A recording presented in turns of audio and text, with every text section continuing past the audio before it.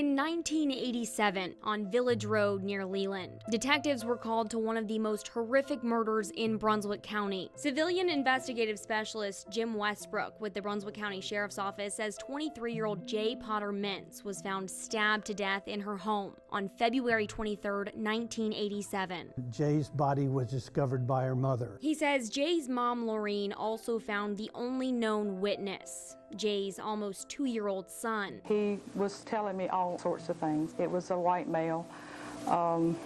He pushed his way in. He had a knife.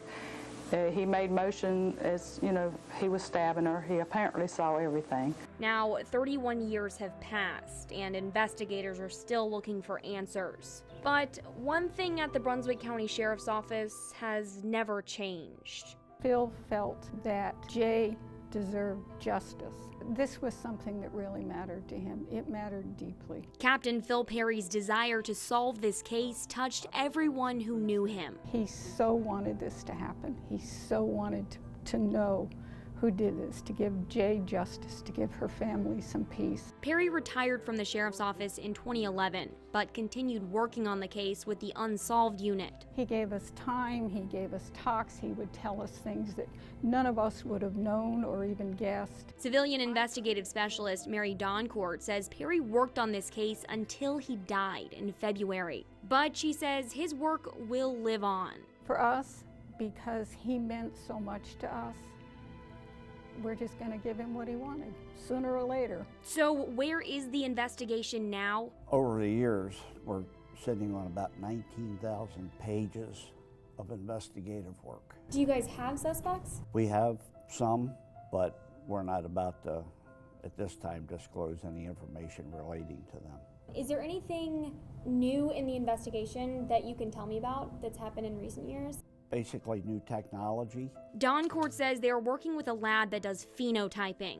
Basically, they take DNA, they feed it into a computer, and if you have a suspect's DNA, it will give you a facial approximation of what that suspect looks like. She also says they are looking into doing more DNA tests with a new device called an MVAC system. It's a giant vacuum cleaner. They wet down the piece and it just sucks everything up, so it pulls out far more DNA than the old method of just swabbing would do. But whether it's new technology or old evidence, Doncourt says they will find the answer. Phil taught me a lot, and one of the things he taught me is just don't give up.